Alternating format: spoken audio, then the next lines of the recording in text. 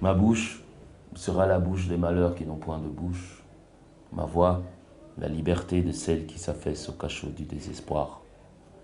Et surtout, mon corps, aussi bien que mon âme, gardez-vous de vous croiser les bras en l'attitude stérile du spectateur, car la vie n'est pas un spectacle, car une mer de douleur n'est pas un proscénium, car un homme qui crie n'est pas un ours qui danse. Cahier d'un retour au pays natal est un texte particulièrement oral. Pourtant, il a cette particularité expresse d'être écrite. Et de venir là, cahier d'un retour au pays natal, aujourd'hui, 21e siècle, c'est parce que il est absolument nécessaire, urgent, vital de garder ça à présent, à l'esprit, à la conscience, au système, aux nerfs des gens, aux nerfs et aux miens propres d'abord. Donc, toutes les colères, toutes les indignations, toutes les joies qu'on peut avoir, nous, en lisant ce texte-là, est à propager parce que c'est pour l'humanité. Comme il le dit lui-même, c'est pour la faim universelle, pour la soif universelle. Comment est-ce que... Moi, je ne peux pas me taire là-dessus. Et le texte, c'est Michel Césaire qui me l'a proposé. Il me dit, est-ce que tu en ferais la mise en scène? Est-ce que tu jouerais après la mort du poète? Vrai. Mais pour nous, tous les thèmes abordés, dans quelque irisation que ce soit, tous les thèmes abordés nous parlent, moi me parlent aujourd'hui personnellement, en lisant les journaux, en écoutant la radio, la télé. Ces thèmes-là me parlent. Et ces thèmes-là, on s'en rend compte, parlent aux gens directement, les touchent d'une manière ou d'une autre. Parce qu'on est quand même effaré de l'insolence, insolence d'une forme de pouvoir. Avant, c'était l'insolence du pouvoir colonial. Aujourd'hui, c'est l'insolence du pouvoir économique, qui est toujours la même chose. Un nègre, avant, c'était, oui, si ça se trouve, un esclave, corvéable à merci, oui. Mais aujourd'hui, qui sont les nègres, au fait? Les nègres, ce ne sont pas seulement d'épiderme noir, d'épiderme plein de mélanine.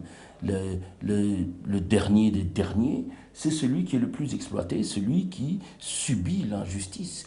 Et Aimé Césaire, cahier d'un retour au pays natal. Pays natal aujourd'hui, pour nous, c'est la planète. Ce ne sont pas les petites frontières tracées où on pose des militaires, des militaires les uns face aux autres. Non. La vraie mesure, c'est la douleur, l'injustice mesurée au compas de la souffrance. Ah, maintenant on parle, maintenant on peut parler. Et c'est terrible, 1936, Aimé Césaire a écrit ça. Aujourd'hui, moi, en relisant, ou ne serait-ce qu'en me remémorant des morceaux, des bribes de textes comme ça, on a, oui, envie de dire ça, ne serait-ce que pour soi, ne pas étouffer d'indignation, ne pas étouffer d'injustice, et de proposer une parole poétique aujourd'hui où il n'y a que la publicité qui fait poésie. Ah ben non, c'est pas vrai. Dans le travail de mise en scène, je suis parti de la constatation effarante que souvent on disait que Aimé Césaire est incompris. Incompris, c'est hermétique, ésotérique. Mais oui, et de dire non, au fait, à partir du moment où une formule magique ne peut agir qu'à partir du moment où elle est proférée, où elle est dite, portée, où elle est sortie des deux dimensions de la feuille de papier pour entrer dans les 3, 4 dimensions de l'être humain vivant. Et ça crée des ébranlements chez celui qui le dit, et dans la vibration qui est émise. Et dans le travail de mise en scène, donc, oui, j'ai cherché une vraie clarification de l'affaire. Pour dire qu'on est, ouais, on n'est pas en train de réciter, on dit. C'est aussi une part d'appropriation. Et j'ai demandé par exemple à Laurent Fénis, j'ai dit, le texte la musique ne peut pas illustrer, la musique ne dessine pas. La musique doit aussi nécessairement, dans ce spectacle-là, dire le même texte, dire le texte musical de cette manière-là. Et donc, dans la mise en scène, voilà, j'ai choisi de faire une maille, de vraiment faire un travail de tapisserie, de tisser la lumière, la musique et le texte. Le tisser pour qu'on ait un vrai tapis avec le travail de tout un chacun inclus dedans. Et surtout qu'on parle, ce qu'il y a, c'est que c'est une parole de vivant pour un vivant.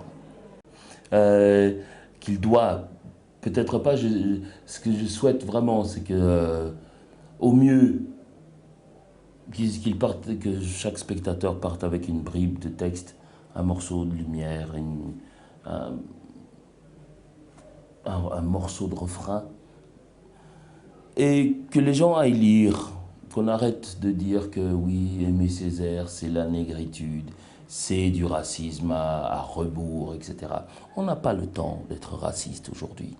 On n'a plus le temps. Donc, c'est pour, voilà, poser la question, ouvrir les cœurs et proposer des chemins, des voies, des courants d'air d'action éventuels à tout un chacun, comme chacun trouve dans la poésie, trouve sa part, que vraiment, que ce soit une vraie distribution de poésie, quoi, que tout le monde parte avec un morceau, un extrait, que si quelqu'un part avec une phrase, une seule phrase d'un spectacle d'1 heure, bien, ça suffira, que ça aille résonner dans son sommeil, parce que c'est peut-être par là qu'on va améliorer l'homme.